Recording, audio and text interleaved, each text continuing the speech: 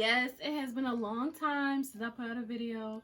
Been a lot of things going on, but I'm still here and I want to talk to you about voting. I know you have probably received a lot of phone calls like I have, a lot of text messages from phone numbers asking you to vote, no telling you to vote, and who to vote for. I am not here to tell you who to vote for, but I'm encouraging you to vote.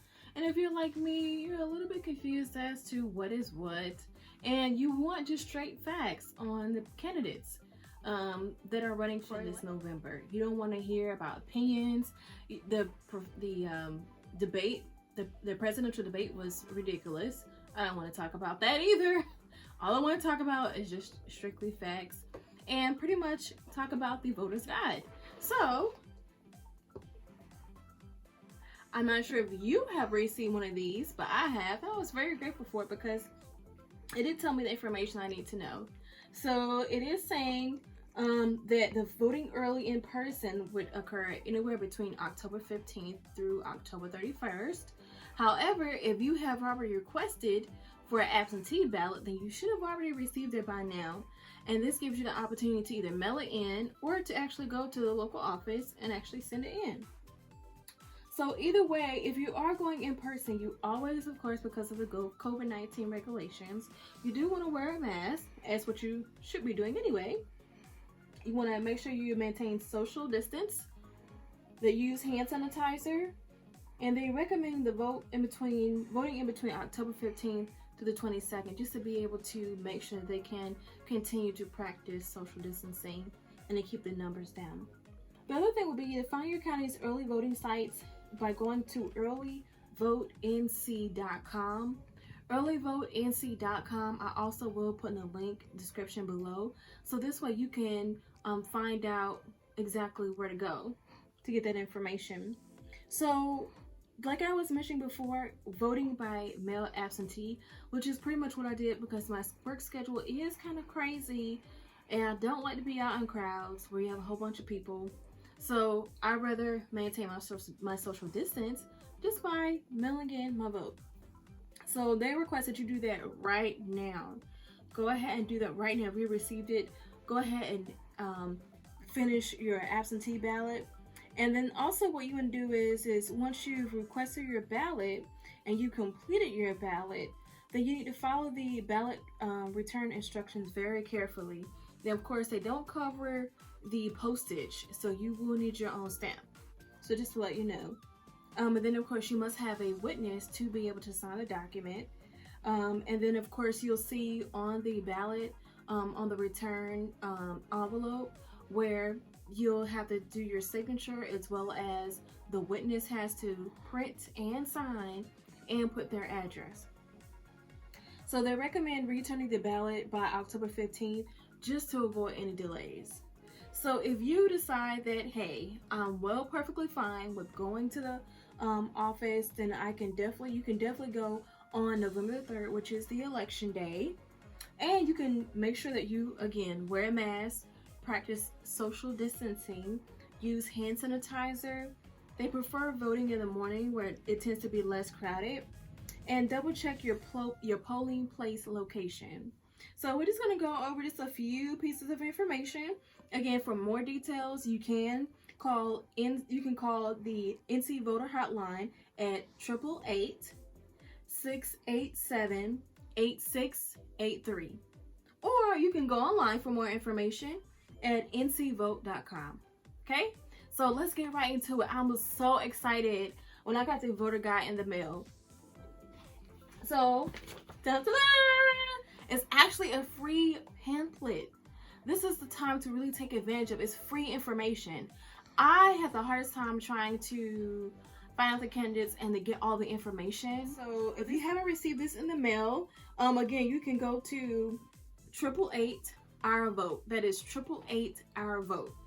And one of the things that you want to do is you want to make sure you have access to this. Now, is really based upon the candidates choosing to provide information, because some of these pages you'll actually see the candidates, but there's really no information in detail describing, what their what their opinions are in regards to certain issues, such as abortion, taxes, immigration, all those kinds of things. It may not be listed because they just haven't provided information.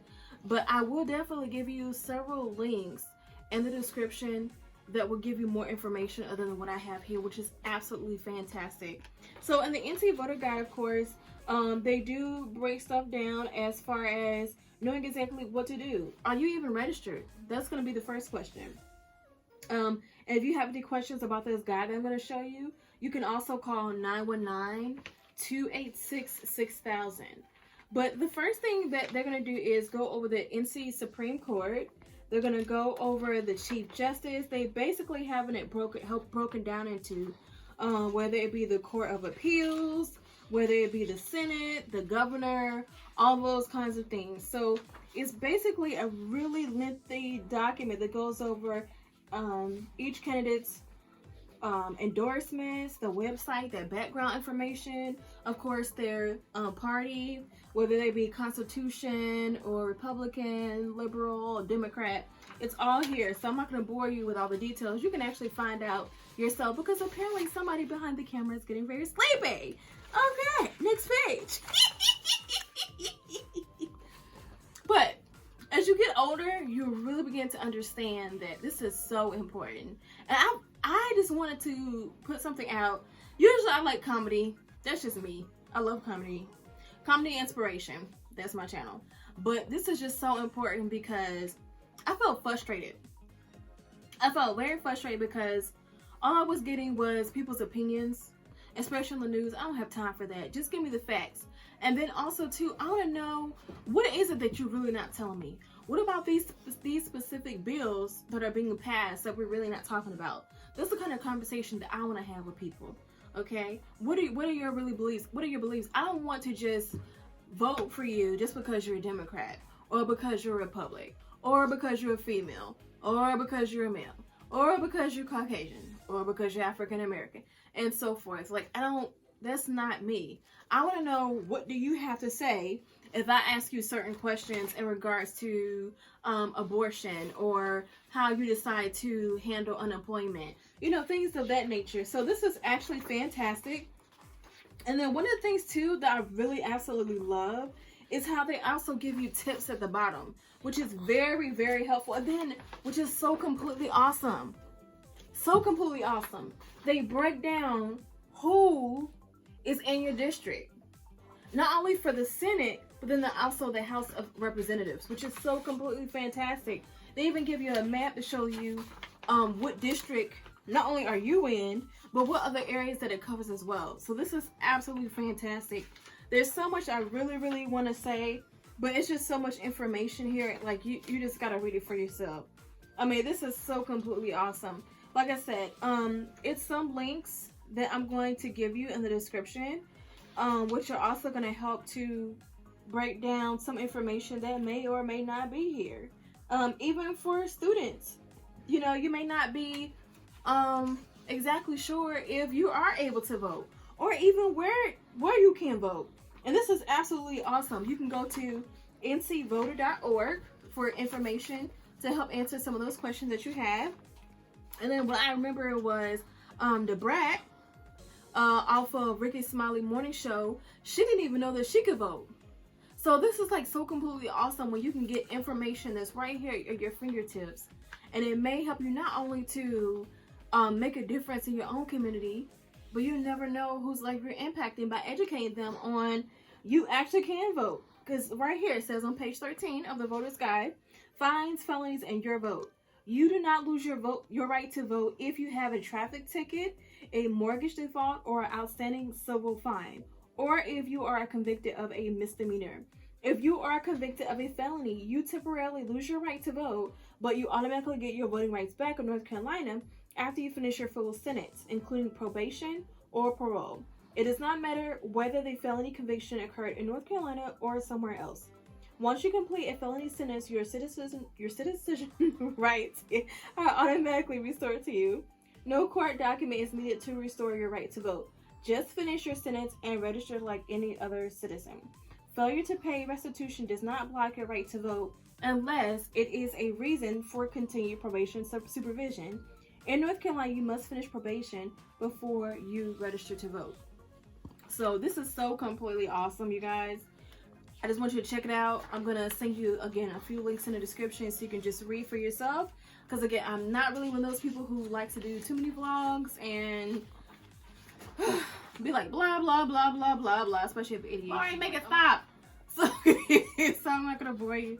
But I just really thought this was really important. I just really thought that it's just really nice to be able to have these tools. It's just like with doing your taxes. You get all the information you want, like, after you've already done it, submitted it, and you're like, well, wow. What if I would have had that information before I would have done what I did? So hopefully this helps out. If you have any information that you would like to share, you know, please share in the comments below. Please like and subscribe. See you later.